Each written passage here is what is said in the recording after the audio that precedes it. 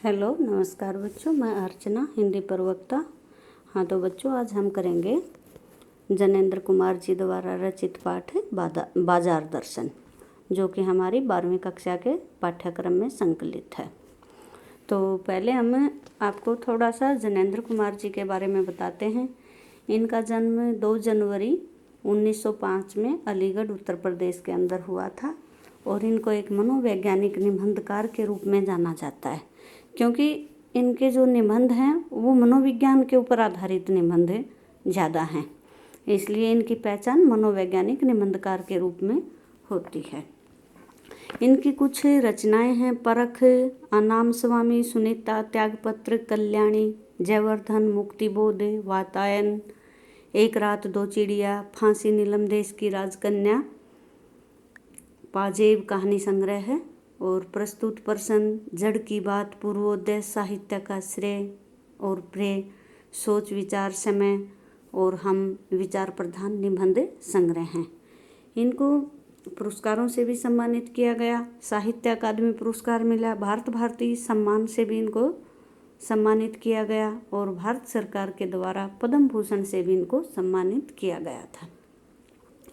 और इनका निधन, वैसे देखो किताब में ये सन 1990 के अंदर दिखाया हुआ है, लेकिन मैंने कई जगह पे देखा है कि इनका जो निधन हुआ था वो 24 दिसंबर 1988 को हुआ था और बचपन में ही इनके पिताजी का देहांत हो गया था, 2 वर्ष की आयु में ही। और बाद में इनके मामा जी के पास इनका पालन पोषण हुआ और इनको हस्तिनापुर के एक गुरुकुल के अंदर पढ़ने के लिए भेज दिया गया था और बाद में काशी हिंदू विश्वविद्यालय से इनकी पढ़ाई हुई और 1921 के अंदर पढ़ाई छोड़कर ये महात्मा गांधी के साथ असहयोग आंदोलन में भाग ले लिया इन्होंने।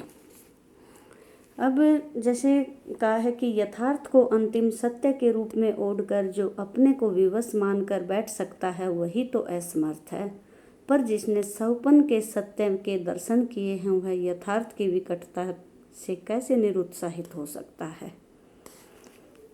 हिंदी में प्रेमचंद जी के बाद इनके बाद सबसे महत्वपूर्ण कथाकार के रूप में प्रतिष्ठित हुए हैं जनेंद्र कुमार जी, और अपने उपन्यासों और कहानियों के माध्यम से उन्होंने हिंदी में एक सशक्त मनोवैज्ञानिक कथाधारा का प्रवर्तन किया है। परख और सुनीता के बाद 1937 में प्रकाशित त्यागपत्र ने इन्हें मनोवैज्ञानिक उपन्यासकार के रूप में भी प्रभुत प्रतिष्ठा दिलाई।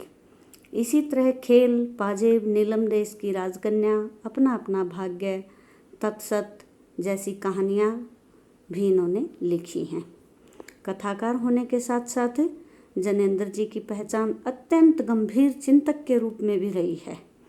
बहुत ही सरल और अनौपचारिक सी दिखने वाली शैली में उन्होंने समाज, राजनीति और अर्थनीति एवं दर्शन से संबंधित गहन प्रश्नों को सुलझाने की कोशिश की है। गांधीवादी चिंतन दृष्टि का भी सुदृढ़ और सहज उपयोग उन्होंने अपने जीवन जगत से जुड़े प्रश्नों के संदर्भ में करते हैं और वह अन्यतर दुर्लभ है कि और वह इस बात का सबूत पेश करता है कि गांधीवाद को उन्होंने कितनी गहराई से हृदयंगमन किया है। तो गांधी जी के साथ ये असहयोग आंदोलन में गांधी जी को ये बहुत ही अपना प्रेरक मानते थे और उनके साथ असहयोग आंदोलन के अंदर इन्होंने भाग ले लिया था। गांधीवादी प्रवृत्ति के आदमी थे ये, गांधी जी से बहुत प्रभावित थे।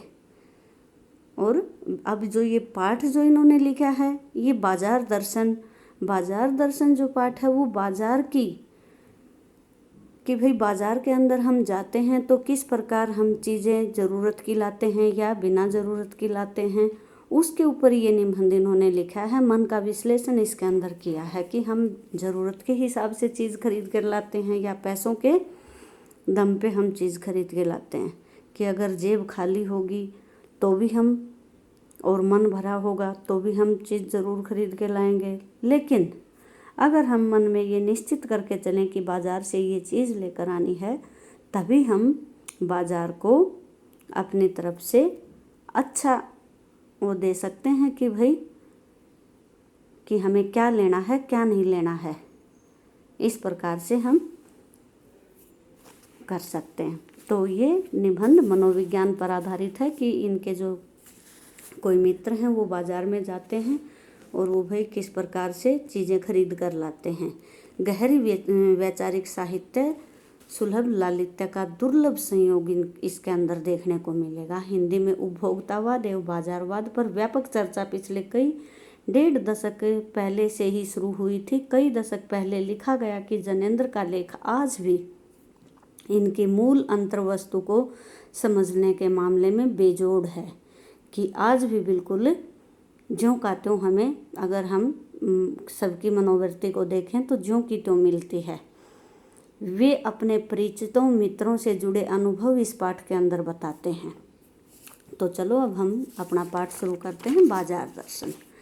तो यहाँ शुरुआत होती है कि लेखक अपने किसी मित्र से बात कर रहे हैं कि एक बार की बात है, करता हूँ, मित्र बाजार गए थे तो कोई एक मामूली सी चीज़ लेने के लिए गए थे और भाई वो वापस बाज़ार से आए तो देखा एकदम बहुत से बड़े बड़े बंडल उनके पास थे। मैंने कहा यह क्या है? बोले यह जो साथ थी। अब अपनी पत्नी की तरफ इशारा करते हुए उनके जो मित्र हैं वो उनकी पत्नी की तरफ इशारा करते हुए बोले ये जो साथ थी। अब मतलब उसने अपनी पत्नी के ऊपर ये बात थोप दी है कि भाई ये चीज़ लेकर आई है, कि भाई पत्नी ही कि औरत जो है वो जोड़ती है और अगर वो ना जोड़े तो और कौन जोड़े। पत्नी की ओट उसके अंदर वो उनके मित्र ले लेते हैं। लेकिन असली बात है कि यह तत्व है मनी बैग, अर्थात पैसे की गर्मी या एनर्जी का, कि जिसके पास पैसा है वो इस तरह से चीज़ खरीद कर लाता है। कि भाई स्त्रीत्व का प्रश्न की कहा है कि आदिकाल से ही इस विषय में पति से पत्नी की ही प्रमुखता प्रमाणिक है, कि वह व्यक्तित्व का प्रश्न नहीं स्त्रीत्व का प्रश्न है। स्त्री ने जोड़े तो क्या मैं जोड़ूं? फिर भी सच है कि वह इस बात से पत्नी की ओट ले रहा है। मतलब इसमें लेखक यही बता रहे हैं वो अपनी पत्नी की ओट ले रहा है। लेकिन पैसा पावर है, वह उसके सबूत में आसपास माल टाल न जमा हो तो क्या वह खाक पावर है? मतलब वो अपनी पावर को, पैसे को इस हिसाब से दिखाना चाह रहा है कि भाई उसके आसपास अच्छा खासा माल ना हो, घर में अच्छी खासी चीज़ें ना हो तो उसका पैसा कहाँ से दिखेगा। पैसे को देखने के लिए कोई बैंक में तो नहीं जाता, बैंक हिसाब देखिए, पर माल असबाब मकान कोठी तो अनदेखे ही दिखते हैं। मतलब लेखक का कहने का मतलब है कि कोई भी मनुष्य अपनी दिखावट की चीज़ें इतनी खरीदता है कि कोई बैंक में तो पैसे को देखने नहीं जाएगा, सामान होगा तभी उसकी पावर दिखाई देगी कि भाई ये अमीर आदमी है। लेकिन नहीं, लोग संयमी भी होते हैं, फिजूल सामान को फिजूल समझते हैं, वे पैसा बहाते नहीं हैं और बुद्धिमान भी होते हैं। बुद्धि और संयम से वह पैसे को जोड़ते हैं, जोड़ते जाते हैं। वह पैसे की पावर को इतना निश्चय समझते हैं कि उसके प्रयोग की परीक्षा उन्हें दरकार नहीं है। बस वह खुद पैसे से जुड़ा होने पर अपने मन में ही गर्व महसूस करते हैं। मैंने कहा यह कितना सामान ले आए। कि अब दूसरा मित्र है वो भी बाजार में गया है तो मित्र ने उनके सामने मनी बैग फैला।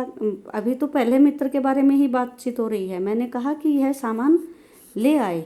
मित्र ने सामने मनी बैग फैला दिया, कहा देखिए देखिए सब उड़ गया, अब जो रेल टिकट के लिए भी बचा हो। तब मैंने तय किया कि पैसा होता और अगर और पैसा होता तो सामान और भी आता। वह सामान ज़रूरत की तरफ देखकर नहीं आया बल्कि अपनी परचेजिंग पावर के अनुपात में आया है कि भाई मैं कितना खरीद सकता हूँ, उस हिसाब से पैसे को देखकर आया है। लेकिन ठहरिए, इस सिलसिले में एक और भी महत्व तत्व है जिसे नहीं भूलना चाहिए। उसका भी कर्तव्य में बहुत कुछ हाथ है, वह महत्व है बाजार। मैंने कहा यह इतना कुछ नाहक ले आए कि बिना कारण के ही ले आए। तो लेखक देखो इसके अंदर कहते हैं कि भाई परचेजिंग के हिसाब से जिसके पास जितने पैसे हैं उस हिसाब से चीज़ खरीद कर लाते हैं। लेकिन कई आदमी बुद्धिमान भी होते हैं जो पैसे को जोड़ते हैं और अपने मन में ही गर्व कर लेते हैं कि भाई हमारे पास पैसा है, यानी उनकी आत्मिक संतुष्टि होती है। अब दूसरे मित्र के बारे में बात करेंगे। एक दूसरा मित्र है कि वो भी बाजार गया था। मित्र बोले, कुछ न पूछो, बाजार है कि शैतान का जाल है, ऐसा सजा सजा कर माल रखते हैं, बेहया हो जो न फंसे। मैंने कहा, ठीक, बाजार आमंत्रित करता है कि लूटो मुझे लूटो, सब भूल जाओ।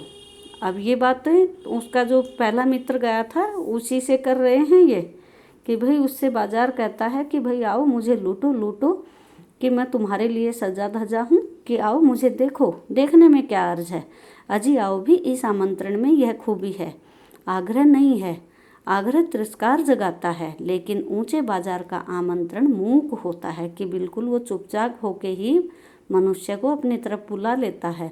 उससे चाह जगती है, चाह मतलब अभाव।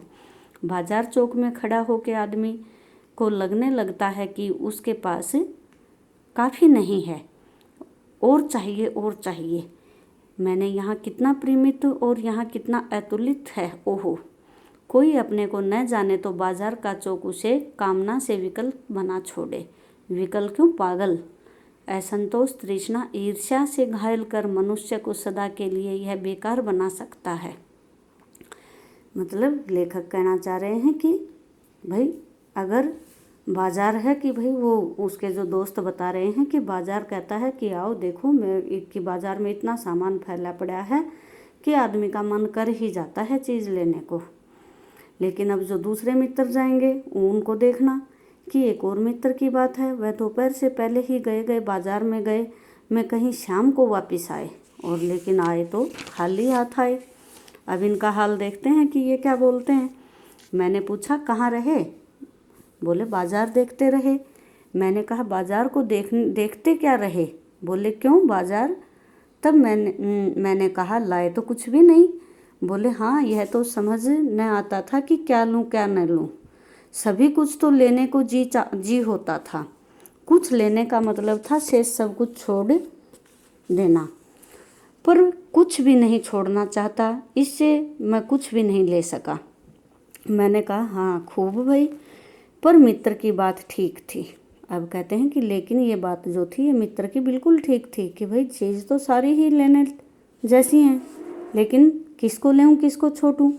अगर ठीक पता नहीं है कि हम क्या चाहते हैं तो सब ओर से कि चाह तुम्हें घेर लेती है, तब परिणाम त्रास ही होगा, गति नहीं होगी और न ही कर्म होगा।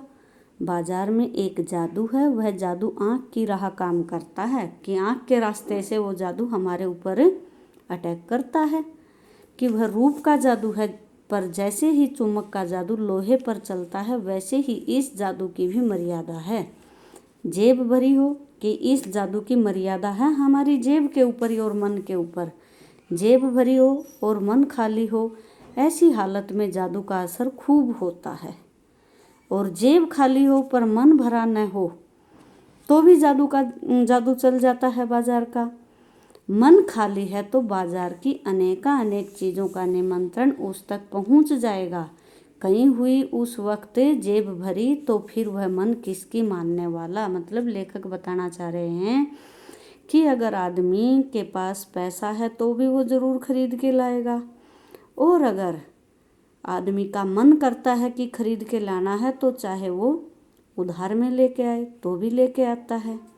लेकिन जब हम मन में निश्चित करके चलते हैं कि भाई अगर मन भरा हुआ है तो भी मन किसकी मानने वाला होता, मालूम होता है ये भी लूँ वो भी लूँ, सभी सामान जरूरी और आराम को बढ़ाने वाले मालूम होते हैं। यह सब जादू का असर है। जादू की सवारी उतरी की पता चलता है कि फैंसी चीज़ों की बहुतायत आराम में मदद नहीं देती। अब कहते हैं कि लेकिन हम खरीद तो लेते हैं, बाद में हमें पता चलता है कि ये जितनी भी फैंसी चीज़ें होती हैं ये हमें आराम नहीं देती बल्कि हमारे आराम में खलल डालती हैं। थोड़ी देर को स्वाभिमान को ज़रूर सेंक देती हैं। कुछ देर के लिए हम मन में ये ज़रूर मान लेते हैं कि हमारे पास ऐसी चीज़ें हैं। अभिमान की गिल्टी की और खुराक भी मिलती है। जकड़ रेशमी डोरी की हो तो रेशम के स्पर्श के मुलायम के कारण वह कम जकड़ होती है। उस पर जादू की जकड़ से बचने का एक सीधा सा उपाय है, वह यह कि बाजार जाओ तो खाली मन न हो। यानी अब लेखक बताना चाह रहे हैं कि अगर बाजार जाओगे तो आप अपने मन को खाली लेकर मत जाओ। अपने मन के अंदर ये निश्चित करके चलो कि आपको क्या लाना है। कहते हैं कि लू में जाना हो तो पानी पीकर जाना चाहिए, पानी भीतर हो तो लूपन व्यर्थ हो जाता है। कि अगर हमारे शरीर के अंदर पानी होगा तो लू नहीं लगती। तो उसी प्रकार से अगर हम मन में ये करके चलेंगे कि हमें ये चीज़ लेकर आनी है तो हम अन्यथा अनेक चीज़ें नहीं खरीद कर लाएंगे। मन लक्ष्य से भरा हो तो बाजार भी फैला का फैला रह जाएगा। तब वह घाव बिल्कुल नहीं दे सकेगा बल्कि कुछ आनंद ही देगा। तब बाजार तुमसे कृतार्थ होगा क्योंकि तुम कुछ न कुछ सच्चा लाभ उसे दोगे। कि सच्चा लाभ कौन दे सकता है? जो ज़रूरत की चीज़ें खरीद के लाए, नहीं तो उसका हमें खामियाजा भरना पड़ता है। बाजार की असली कृतज्ञता है कि आवश्यकता के समय काम आना। यहाँ एक अंतर चिन्ह लेना बहुत ज़रूरी है। मन खाली नहीं रहना चाहिए, इनका मतलब यह नहीं है कि वह मन बंद रहना चाहिए। जो बंद हो जाएगा वह शून्य हो जाएगा। मतलब कहने का मतलब ये नहीं है कि भाई हम मन में वो कुछ ही ना रखें, मन को बिल्कुल खाली रखें। मन को खाली रखने का मतलब है कि भाई हम निश्चित करके चलें कि हमें क्या लेना है। हम ये सोच कर चलें कि हमें क्या लेना है। जो आदमी बिल्कुल सोच कर चलता है वही आदमी बाजार को लाभ दे सकता है और बाजार भी उसी को लाभ दे सकता है। तो इसलिए लेखक का मानना है कि बाजार में हमें सोच समझकर चीज़ों को लाना चाहिए। लेकिन हम हैं जो कि पैसे के हिसाब से चीज़ें खरीद कर लाते हैं। होने का अधिकार बस परमात्मा का है जो सनातन भाव से संपूर्ण है, से सब अपूर्ण है। इससे मन बंद नहीं रह सकता। सब इच्छाओं का निरोध कर लोगे यह झूठ है। और अगर इच्छा निरोधस्त तप है का ऐसा ही नकारात्मक अर्थ हो तो तप झूठ है। वैसे तप की राह रेगिस्तान को जाती होगी, मोक्ष की राह वह नहीं। ठाठ देकर मन को बंद कर रखना जड़ता है। और लोभ का यह जीतना नहीं है कि जहाँ लोभ होता है यानी मन में वहाँ नकार हो। यह तो लोभ की ही जीत है और आदमी की हार। लेकिन आँख अपनी फोड़ डाली तब लोभनीयता के दर्शन से बचे तो क्या हुआ? ऐसा क्या लोभ मिट जाएगा? कौन कहता है कि आँख फूटने पर रूप दिखना बंद हो जाएगा? क्या आँख बंद करके ही हम सपने नहीं लेते हैं? और वे सपने क्या चैन भंग नहीं करते हैं? इससे मन को बंद कर डालने की कोशिश तो अच्छी नहीं, वह अकारत है। यह तो हठ वाला योग है, शायद हठ ही हठ है, योग नहीं। इससे मन कृश भले ही हो जाए, पीला और असक्त जैसे विद्वान का ज्ञान वह मुक्त ऐसे नहीं होता। इससे वह व्यापक की जगह संकीर्ण और विराट की जगह शुद्र होता है। इसलिए इनका रोम रोम मूंद कर बंद तो मन को करना ही नहीं चाहिए। बस मन पूर्ण कब है, इसमें पूर्णता होती है तो परमात्मा से अभिन्न हम महाशून्य ही न होते, अपूर्ण हैं। इसी से हम सच्चा ज्ञान तथा सदा इसी अपूर्णता को बोध को हम गहरा करते हैं। सच्चा कर्म सदा अपूर्णता की स्वीकृति के साथ होता है। अतः उपाय कोई वही हो सकता है जो बलात् मन को रोकने को न कहे, जो मन को इसलिए सुने कि क्योंकि वह अप्रयोजनीय रूप में हमें नहीं प्राप्त हुआ है। हाँ, मन माने की छूट मन को न हो क्योंकि वह अखिल का अंग है, खुद कुल नहीं है। अब यहाँ पर लेखक कहना चाह रहे हैं कि हमें बाजार में जो है नकारात्मक अर्थ है वह तप झूठ है।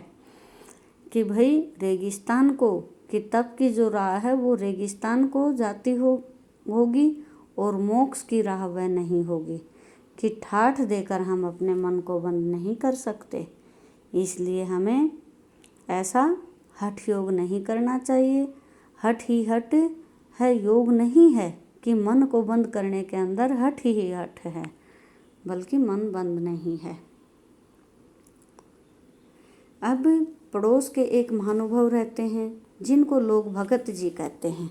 अब यहाँ पर देखो, अब लेखक जो बताना चाह रहे हैं कि इनका अपने मन के ऊपर कितना काबू है, कि चूर्ण बेचते हैं, यहाँ काम करते हैं, जाने उन्हें कितने बरस हो गए हैं, लेकिन किसी एक भी दिन चूर्ण से उन्होंने 6 आने से ज़्यादा नहीं कमाए। अगर चूर्ण उनका आसपास सरनाम है और खुद खूब लोकप्रिय हैं, कहीं व्यवसाय का गुर पकड़ लेते और उस पर चलते तो आज खुशहाल क्या मालामाल होते। क्या कुछ उनके पास न होता। इधर 10 वर्षों से मैं देख रहा हूँ कि उनका चूर्ण हाथों हाथ बिक जाता है, पर वह न उसे थोक में देते हैं, न व्यापारियों को बेचते हैं। पेशगी आर्डर कोई नहीं लेते। बंधे वक्त वह अपनी चूर्ण की पेटी लेकर घर के बाहर हुए नहीं कि देखते ही देखते 6 आने की कमाई उनकी हो जाती है। लोग उनका चूर्ण लेने को उत्सुक जो हो रहते हैं। चूर्ण से भी अधिक शायद भगत जी के प्रति अपनी सद्भावना दे देने को उत्सुक रहते हैं। वह 6 आने पूरे हुए नहीं कि भगत जी बाकी चूर्ण बालकों में मुफ्त में बांट देते हैं। ऐसा कभी नहीं हुआ कि कोई उन्हें 25वां पैसा दे सके। कभी चूर्ण में लापरवाही नहीं हुई और कहीं रोग होता भी मैंने उन्हें नहीं देखा। तो अब लेखक कह रहे हैं कि मैंने उसको कभी भी इस तरह से नहीं देखा कि भाई उन्हें कोई रोग लगा हो।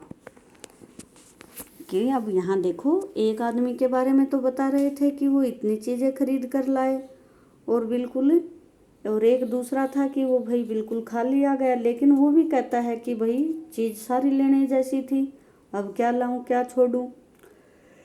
लेकिन यहाँ पर ये बता रहे हैं चूर्ण वाले के बारे में कि ये जो चूर्ण वाला है इसके मन में कहीं पर भी लोभ लालच नहीं है, कि ये हमेशा चूर्ण बनाता है और 6 आने की ही कमाई करता है। अगर 6 आने से ज़्यादा इसका चूर्ण बन जाता है तो उससे यह कभी भी नहीं बेचता, बल्कि फ्री में बच्चों को दे देता है।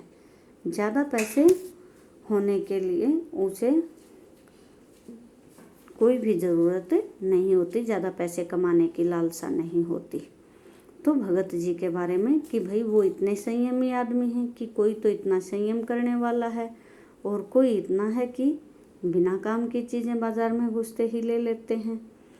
तो इस प्रकार से कि जो ये चूर्ण वाले हैं ये न तो कभी अपने चूर्ण को बड़े बड़े व्यापारियों को देते हैं और न ही कभी किसी का ठेका ये लेते हैं, ना किसी थोक व्यापारी को बेचते हैं, बल्कि खुद ही अपना हाथों से बनाया हुआ चूर्ण, किसी दूसरे का ऑर्डर नहीं लेते हैं, बल्कि अपने ही हाथों से बेच देते हैं। और अगर इसके पास कभी ज़्यादा बन जाता है तो उसको बच्चों में फ्री में बांट देते हैं। लेकिन 25वां पैसा कभी भी किसी से नहीं लेते।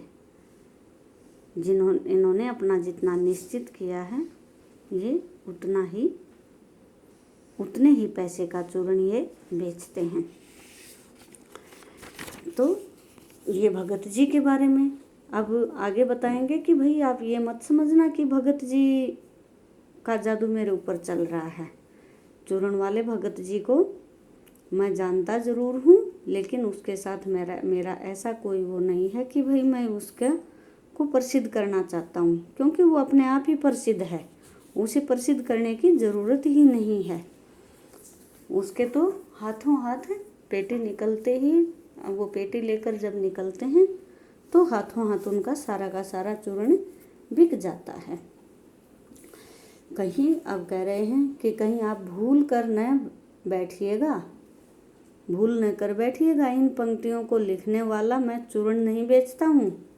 अब लेखक हंसकर कह रहे हैं कि मेरे को ये मत सोच लेना कि कहीं मैं ही चूर्ण वाला हूँ, मैं कोई चूर्ण वाला नहीं हूँ, बल्कि कहते हैं कि ऐसी हल्की बात भी मत सोचना। यह समझिएगा कि लेख से किसी की भी मान्य पाठक से उस चूर्ण वाले को श्रेष्ठ बताने की मैं हिम्मत कर सकता हूँ। क्या जाने उस भोले आदमी को तो भोले आदमी को अक्षर ज्ञान तक भी नहीं हो, और बड़ी बातों तो उसे मालूम क्या होंगी, और हम आप न जाने कितनी बड़ी बड़ी बातें जानते हैं।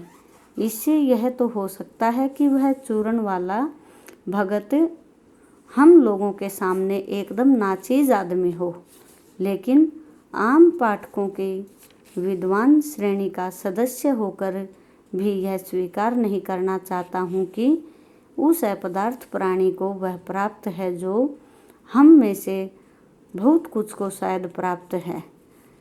उस पर बाजार का जादू वार नहीं कर पाता। माल बिछा रहता है, उसका मन अडिग रहता है, पैसा उससे आगे होकर भीख तक मांगता है कि मुझे लो, लेकिन उसके मन में पैसे पर दया ही नहीं समाती। वह निर्मम व्यक्ति पैसे को अपने आहत गर्भ में बिलखता ही छोड़ देता है। ऐसे आदमी के आगे क्या पैसे की व्यंग शक्ति कुछ भी चलती होगी, वह शक्ति कुंठित रहकर संलज्ज ही न हो जाती होगी। अब पैसे की व्यंग शक्ति की सुनिए कि वो तो दारुण है। मैं पैदल चल रहा हूँ कि पास ही धूल उड़ाती निकल गई मोटर। तो देखो, आप समझोगे कि भाई, आप अपने आप पे लेके देखो कि भाई आप रास्ते में जा रहे हैं और आपके बराबर से कोई मोटरसाइकिल पे गया और वो अच्छी धूल उड़ाते हुए गया। अब आप सोचोगे कि भाई देखो इसके कितने ठाठ हैं, कि कैसे अमीर घर में जन्म लिया है, और आप सोचोगे, आप अपने आप को कोसोगे कि मैंने कितने गरीब घर में जन्म लिया है। तो लेखक का मानना है, लेखक को यही बात समझानी है यहाँ पर कि आप ऐसा न समझें कि भाई वो अमीर है, मैं गरीब हूँ, कि आप चूर्ण वाले की तरह सोचिए कि अपने आप में जो कुछ मिल जाता है उसी में सब्र कीजिए। कि भाई जैसे कि कानों में उंगली देकर दिखा दिया है कि देखो उसका नाम है मोटर और तुम उससे वंचित हो, यह तुम्हें अपनी विडंबना मामूली होती नजर आती है। पूछे नहीं, मैं सोचने को आता हूँ, हाय ये माँ बाप रह गए थे जिनके यहाँ जन्म लेने को था, क्यों न मोटर वालों के यहाँ हुआ। व्यंग में इतनी शक्ति है कि जरा मुझे अपने संगों के प्रति कृतघ्न कर सकती है, क्योंकि यह लोक वैभव की व्यंग शक्ति उस चूर्ण वाले अकिंचितकार मनुष्य के आगे चूर चूर होकर ही रह जाती है। क्यों कहो पानी पानी होकर रह जाती है। तो वह क्या बल है कि तीखे व्यंग के आगे के अजय ही नहीं रहता, बल्कि मानो उस व्यंग की क्रूरता को ही पिघला देता है। उस बल को नाम दो जो वह निश्चित उस तल की वस्तु नहीं है जहाँ पर संसारी वैभव फलता फूलता है। वह कुछ अपर जाति का तत्व है। लोग स्पिरिचुअल कहते हैं, आत्मिक, धार्मिक, नैतिक कहते हैं। मुझे योग्यता नहीं है कि मैं उन शब्दों में अंतर देखूं और प्रतिपादन करूं। मुझे शब्दों से सरोकार नहीं है, मैं विद्वान नहीं कि शब्दों पर अटकूं। लेकिन इतना तो है कि जहाँ तृष्णा है बटोर रखने की स्पृहा है, कि जहाँ मेरी प्यास है वहाँ पर मेरी इच्छा भी है कि थोड़ा बहुत तो मैं भी बटोर कर रखूं। वहाँ उस बल का बीज नहीं है, बल्कि यदि उस बल को सच्चा बल मानकर बात की जाए तो कहना होगा कि संचय की तृष्णा और वैभव की चाह में व्यक्ति की निर्बलता ही प्रमाणित होती है। निर्बल ही धन की ओर झुकता है, वह अबलता है वह मनुष्य के धन और चेतन पर जड़ की विजय है। एक बार चूरण वाले भगत जी बाजार चौक में दिख गए। मैंने देखते हुए उन्हें जय जयराम किया। मैंने भी जयराम कहा। उनकी आंखें बंद नहीं हैं कि भाई उनकी आंखें बंद नहीं रहती कि उसे बाजार दिखता ही न हो। न उस समय वह बाजार को किसी भांति कोस रहे मालूम होते हैं। राह में बहुत से लोग, बहुत बालक मिले जो भगत जी की जाने पहचाने जाने के इच्छुक थे। भगत जी ने सबको ही हंसकर पहचाना और सबका अभिवादन लिया। सबको अभिवादन किया। इससे तनिक भी यह नहीं कहा जा सकेगा कि चौक बाजार में होकर अपनी आंखें किसी से भी कम खुली थी। लेकिन भौचक्के हो गए रहने में लाचारी उन्हें नहीं थी। व्यवहार में पेशो पेश उन्हें नहीं था कि खोए से खड़े नहीं वह रह जाते थे। भांति भांति की बढ़िया माल से चौक भरा पड़ा है। सबके प्रति अप्रीति इस भक्त के मन में नहीं है, जैसे उस समूचे माल के प्रति भी उनके मन में आशीर्वाद हो सकता है। उसी प्रकार से कि लेखक ये बताना चाह रहे हैं कि जब चूरण वाले बाजार जाते हैं, भगत, चूरण वाले का नाम क्या है? भगत। भगत जी जब बाजार जाते हैं तो ऐसा नहीं होता कि वहाँ पर चीज़ें ना दिखती हों, वहाँ भी चीज़ें दिखती हैं और उन्हें लगता है कि भाई ये चीज़ें हैं, वो चीज़ें हैं, लेकिन उनका मन कभी भी नहीं। वो उदाहरण भी देते हैं कि उसकी आंखें बंद नहीं होती। एक बार मुझे मिला तो मेरे से भी उनकी राम राम श्याम श्याम हुई और बच्चों को भी वो रास्ते में खूब पहचानते हैं और उनका अभिवादन लेते हैं और जो कोई उन्हें अभिवादन करता है उसको का भी लेते हैं। वहाँ दो चार अपने काम की चीज़ें कि वो तो सीधे एक दुकान पर जाते हैं और दो चार अपनी काम की चीज़ें लेते हैं कि भरे बाजार के अंदर से जाते हुए वे एक पंसारी की दुकान पर पहुंचते हैं और वहां से अपनी ज़रूरत का सामान लेकर वापस आ जाते हैं। अन्य किसी भी जगह किसी भी दुकान पर वे बाजार के अंदर नहीं रुकते हैं कि उन्हें बस जो ज़रूरत होती है कि ज़रूरत भर जीरा वहाँ से ले लिया और फिर सारा चौक उनके लिए आसानी से नहीं बराबर हो जाता है। वह जीतने चाहते हैं और जीरा नमक लेकर वापस आ जाते हैं।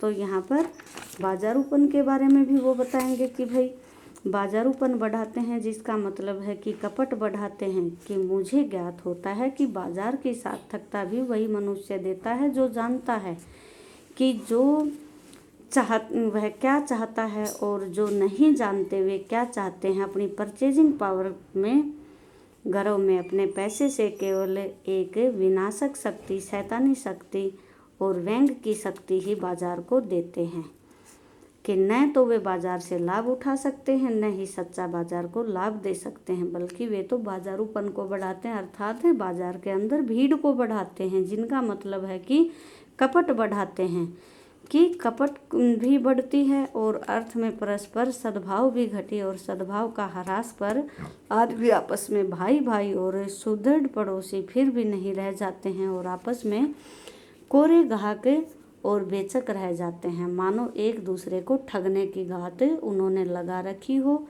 एक की हानि में दूसरे का अपना लाभ दिखता है, वह बाजार का नहीं बल्कि इतिहास का सत्य माना जाता है।